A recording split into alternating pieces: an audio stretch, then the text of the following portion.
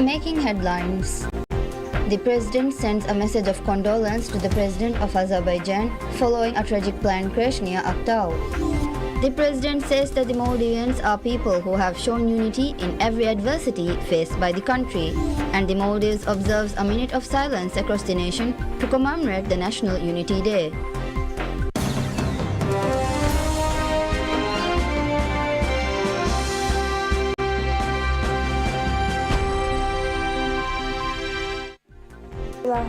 Assalamualaikum. Hello and welcome to PSM News in English with me, Akram.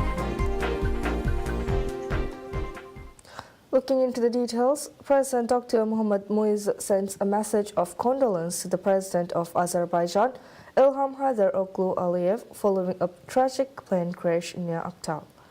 The President expressed deep sadness and shock upon learning of the plane crash, which resulted multiple fatalities and injuries.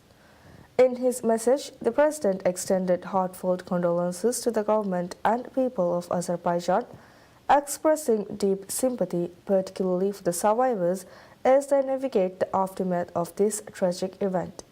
Concluding the message, the President also sent best wishes for the success of the recovery efforts currently underway. President Dr. Mohammad Muiz says that Maldivians have shown unity in every adversity faced by the country. The President made these remarks in a social media post on the occasion of the National Unity Day. The President said the Maldivians are brotherly, friendly, kind and compassionate, and a people who have shown immense strength and unity as one family in every adversity faced by the country. Vice President Hussein Mohammad Latif, in his message to mark the occasion, had also insisted on the importance of unity to overcome adversity and accelerate national development efforts. He also noted the significance of a national spirit among the Maldivian people to achieve these goals. In addition, former president and political leaders, in separate messages, remembered the incredible spirit of unity and solidarity demonstrated by Maldivians in the aftermath of the 2004 tsunami.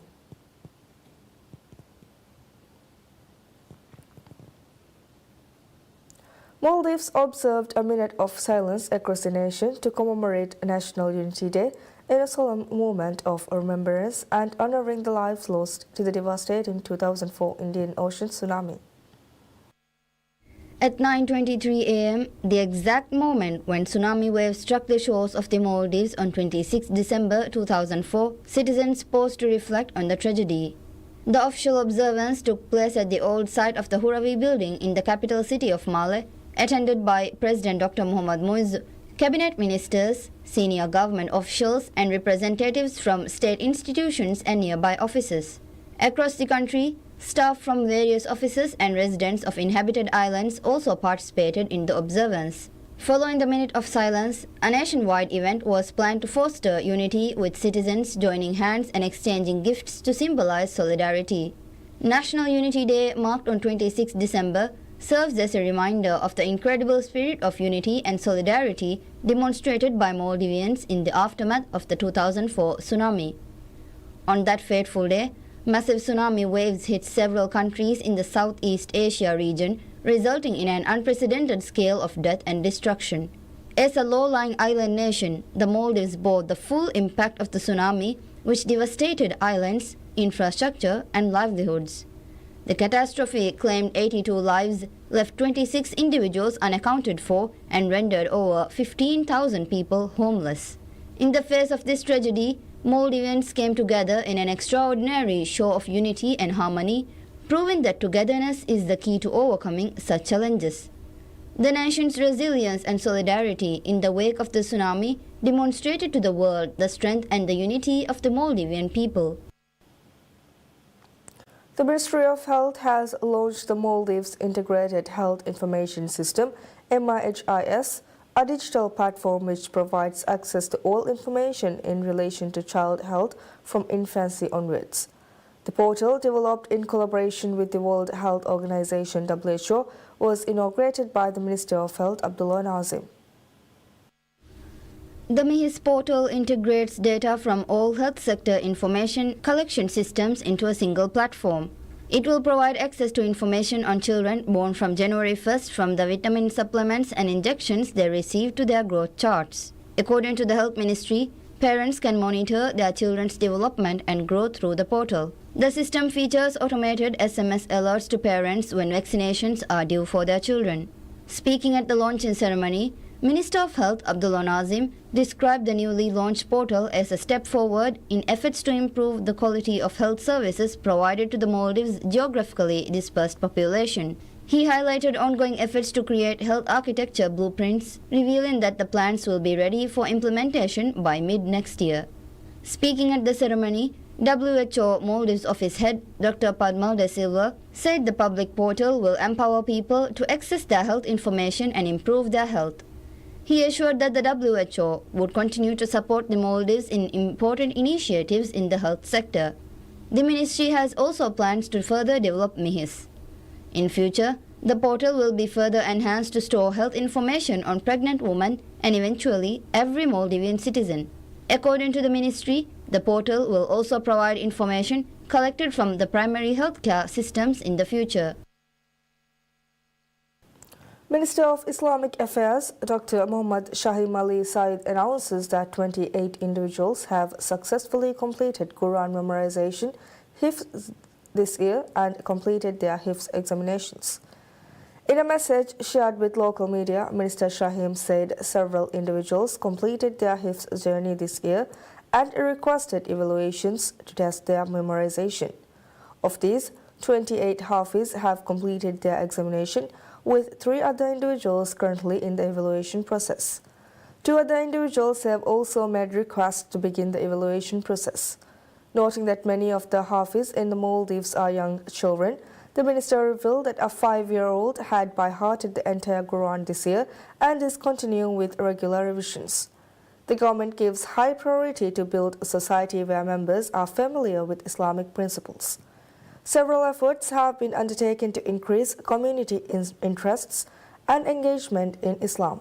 The government recognizes those who successfully complete their Hifz journey with special medals and certificate.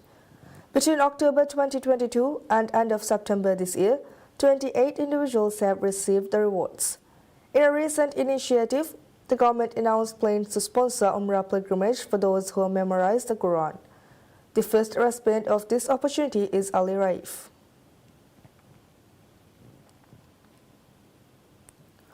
Over 5,000 migrant workers have been deported to their home countries so far this year, says the Controller General of Immigration, Mohammad Shamman Wahid.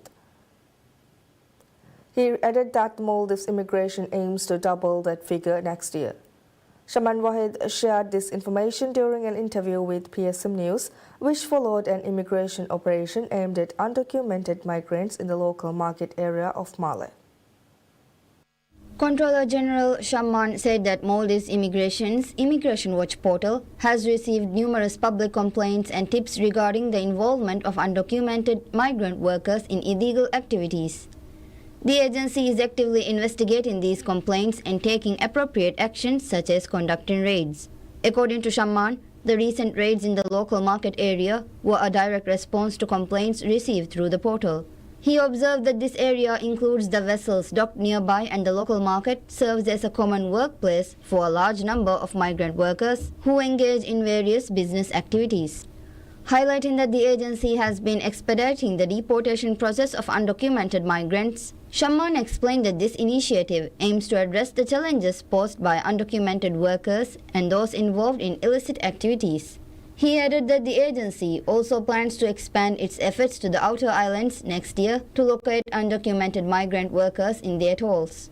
During the raid in the local market area, immigration officers gathered information about migrant workers on vessels docked at the harbour as well as those working in the market. The operation led to the detention of a significant number of undocumented migrants. Maldives immigration detains 25 foreign nationals violating immigration laws following operations conducted in the local market area and Hina market parking area in Male City. In recent months, immigration has ramped up efforts to identify foreigners living illegally in the Maldives. A reporting platform, Immigration Watch, has also been launched by the authority for the public to make reports or send in tip-offs regarding such cases. Immigration Wednesday said the Immigration Watch had received information of significant foreign influence in the local market area and the Hina Market parking area. In raid operations targeting these two locations, the Immigration Task Force vetted 137 foreign nationals, of which 25 were found to be undocumented. They have since been taken into immigration custody. The operation saw active participation from Controller General of Immigration Muhammad Shaman Wahid and the Deputy Controller Ahmad Ashfan. A raid video publicized by Immigration showed foreigners running away from the local market as immigration officers entered the area. However, immigration officers are seen catching up to them. Addressing the challenge of undocumented foreigners living in the Maldives is a top priority for President Dr. Mohamed Muizzu's government. While efforts are underway to collect information on foreigners residing in all inhabited islands, resorts, industrial islands, and agricultural islands, operations are also being conducted to ensure public health safety, particularly in food production involving foreign workers. Maldives immigration had previously revealed that over 5,000 foreign nationals have been deported since President Dr. Mohamed Muizzu took office in November 2023. While efforts to identify undocumented foreigners have been expanded across the Maldives, the government hopes to consolidate information on foreign nationals into a centralized database. The aim is to bring a comprehensive solution to the illegal foreigner issue within 3 years. The Anti-Corruption Commission ACC has held discussions with the Prosecutor General's Office PGO to pursue legal action against those involved in the allocation of flats under the previous government's Gatharia scheme. The former administration led by the Maldivian Democratic Party MDP initiated the development of 4,000 flats in Hulumale under the Gatharia scheme. However, the project remained incomplete at the end of the term. Ahead of the conclusion of then-President Ibrahim Mohamed Solih's term, the government released a final list of flat recipients. However, after a case was filed regarding the list, ACC revealed that only 20% of the listed recipients met eligibility criteria. Therefore, the ACC does not consider the flat recipient list to be a valid list. On Wednesday, ACC confirmed it had commenced a duty prosecution with the PGO to determine if charges can be pursued against those involved in allocating flats under Gatharia scheme. The Commission assured that it would complete duty prosecution and prosecute those involved as at the earliest. The ACC has not disclosed the identities of those involved in the case. While the ACC and PGO are deciding on pressing charges, other relevant agencies are also investigating the case and taking necessary action. India's Apollo Hospitals shares detailed information on the latest treatments and services available at their facilities. At a press conference held to brief the media on the services offered by the hospitals, the Apollo Group emphasized its multidisciplinary assistance provided to patients, especially cancer patients. The Apollo Group noted that investigations are conducted in collaboration with doctors in the Maldives to diagnose patients and identify the necessary treatment in non-emergency cases. Dr. Satish, a highly skilled neurosurgeon who works at Apollo Hospital, Bangalore's neurosurgery department, highlighted that the group's aim is to provide modern services at the lower costs compared to Western countries. The cancer treatments available at Apollo hospitals include treatments such as proton beam therapy and CyberKnife therapy in addition to conventional treatments. These treatments directly target cancer cells in the body with minimal radiation exposure to other areas. This allows treatment options for those who do not require radiation treatment as well as those who cannot undergo surgery.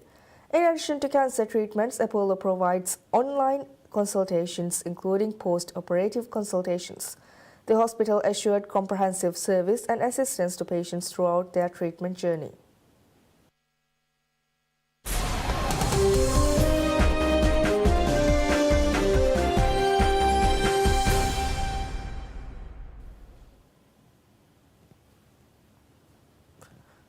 Japan's Nippon Steel's president Tadashi Imai told reporters that the steel-making company is seeing support for its proposal to acquire U.S. steel in the regions of the United States where steel mills are located.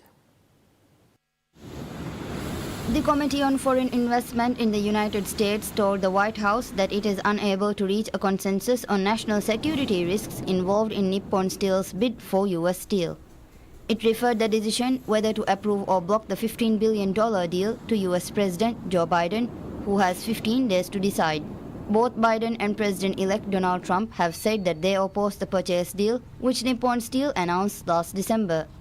Nippon Steel's president reiterated that the company has made a number of commitments to address national security concerns of the Committee on Foreign Investments in the United States, adding that he believed that there was progress in understanding. Both companies have previously said that they had planned to close the deal, which has also faced opposition from a powerful, the United Steelworkers Labor Union, USW, before the end of 2024. USW said in a separate statement that it met Nippon Steel officials twice last week.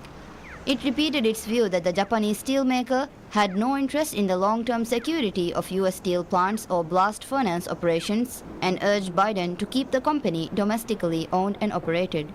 According to the Washington Post, the Committee on Foreign Investments in the U.S. said that allowing Nippon Steel to take over the U.S. steel could result in a lower domestic steel production, representing a national security risk. In order to win support for the acquisition, Nippon Steel had previously said it will not use the deal as a cover to import steel and has made a series of pledges to protect jobs and invest in U.S. facilities it sees as key to its future growth.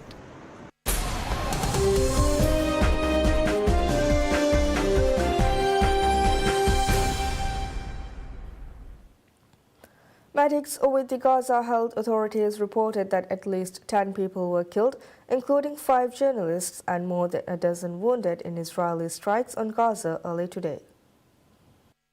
Medics reported that 5 people were killed and 20 wounded in an Israeli airstrike on a house in Gaza City's Zaytun neighborhood. They warned the death toll could rise as many people remain trapped under the rubble. Furthermore, health authorities said that in a separate incident, 5 journalists were killed when their vehicle was struck in the vicinity of Al-Awda Hospital in the Nusayrat in central Gaza. The journalists worked for Al-Quds Al-Yom television channel. Palestinian media and local reporters said that the vehicle was marked as media van and was used by journalists to report from inside the hospital and Nusayrat camp. The Gaza Health Ministry said on Wednesday that more than 45,361 Palestinians have been killed in Israel's military offensive on Gaza since October 7, 2023. An Embraer passenger jet crashed near the city of Aktau in Kazakhstan on Wednesday, killing 38 people after diverting from an area of Russia that Moscow has recently defended against Ukrainian drone attacks. 29 survivors received hospital treatment. Azerbaijan Airlines Flight J28243 had flown hundreds of miles off its scheduled route from Azerbaijan to Russia to crash on the opposite shore of the Caspian Sea after what Russia's aviation watchdog said was an emergency that may have been caused by a bird strike. But an aviation expert suggested that the cause seemed unlikely. Officials did not immediately explain why it had crossed the sea, but the crash came after Ukrainian drone strikes this month hit a region of southern Russia. The nearest Russian airport on the plane's flight path was closed on Wednesday morning. Kyiv has not acknowledged strikes this month on Grozny, where the flight was headed. The Azerbaijan president said, according to the information he had received, the plane changed course due to poor weather, but he added that the cause of the crash was unknown and must be fully investigated. He said that this incident is a great tragedy and that it is a tremendous sorrow for the Azerbaijani people. Russian president also offered his condolences to the victims of the crash during a CIS summit in Russia's Leningrad region. Video of the crash showed the plane descending rapidly before bursting into flames as it hit the seashore and thick black smoke then rising. Bloodied and bruised passengers could also be seen stumbling from a piece of the fuselage that had remained intact.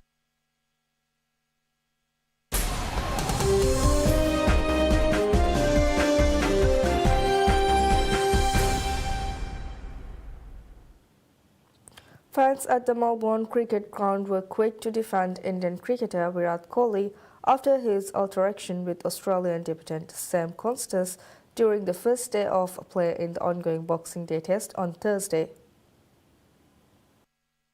Kohli's conduct came under the microscope after a clash of shoulders with Dean Constas, but the incident did little to knock the Australian wonder boy off his stride. While one called out Kohli's action as unnecessary, another fan added that it was classic Kohli being Kohli, hailing his energy to influence the game. Kohli being Kohli, he is King Kohli, so he's always into the game, right? He has that energy to, influence the game, and then that's how he, enjoy his game. So, but yeah, I mean, he's a new guy.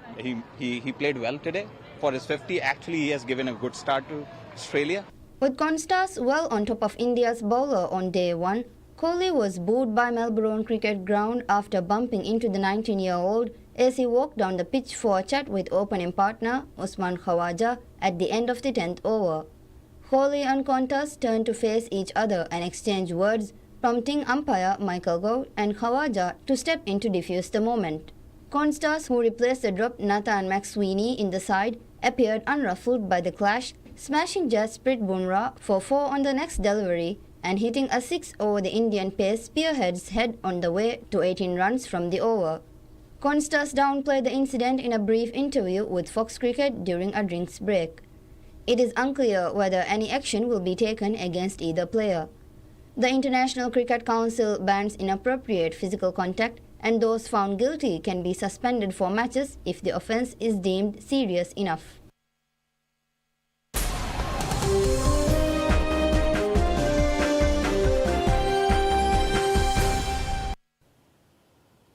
Hot air balloon soars over the skies as Nepal's first international hot air balloon event kicks off. Hot air balloons soared over the skies of Pokhara as organizers kicked off what they said was Nepal's first ever international hot air balloon event.